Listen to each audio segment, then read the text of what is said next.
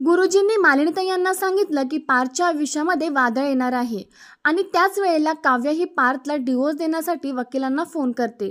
तर लग्नानंतर होईलच प्रेम या मालिकेच्या येणाऱ्या भागात आपल्याला पाहायला मिळणार आहे, गावावरून काव्याचे मामा मामी आलेले असतात त्यांच्या मुलीच्या लग्नाची पत्रिका घेऊन. त्यांच्यामुळेच काव्याच्या आयुष्याची वाट लागलेली असते. तीच लोक आता काव्याच्या समोर आलेली असतात आणि काव्याचे आई वडील हे सगळं मागचं विसरून त्यांना भेटतात आणि त्यांच्याशी छान गप्पा मारतात. हे सगळं बघून काव्याला चीड येत असते.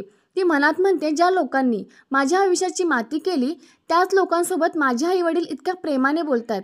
ही लोक मागचं सगळं विसरून गेली. काव्याला तर त्या गोष्टीचा खूप राग येतो आणि ती रागानेच तिथून निघून जाते आणि आता ती त्या रागातच निर्णय घेते. ती स्वतःशीच म्हणते, माणसाला जर कोणत्या गोष्टीचा त्रास होत असेल तर ती गोष्ट वेळीच मोडून काढली पाहिजे. त्यावेळी माझं लग्न हे त्या लोकांनी ठरवलं होतं. आता या लग्नाचं काय करायचं ते मी ठरवेन. म्हणजेच आता काव्याने पार्थला डिवोर्स देण्याचं ठाम केलेलं आहे. तर आता दुसरीकडे दाखवतात, देशमुखांच्या घरी त्यांचे गुरुजी आलेले असतात आणि ते गुरुजी मालिनीताई यांना सांगतात की पार्थच्या आयुष्यामध्ये वादळ येणार आहे आणि ते आलेलं आहे. तेव्हा आता मालिनीताई टेन्शनमध्ये आलेले असतात की पार्थच्या आयुष्यामध्ये कोणतं वादळ येणार आहे आणि त्या त्याचाच विचार करू लागतात.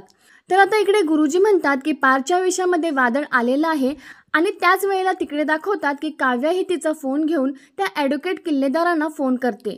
पण ती जेव्हा त्या वकिलांना फोन करते तेव्हा पार्थ ही त्या वकिलासोबतच असतो. बहुतेक पार्थ त्या वकिलाचा मित्र असावा किंवा त्यांची काहीतरी मीटिंग असेल.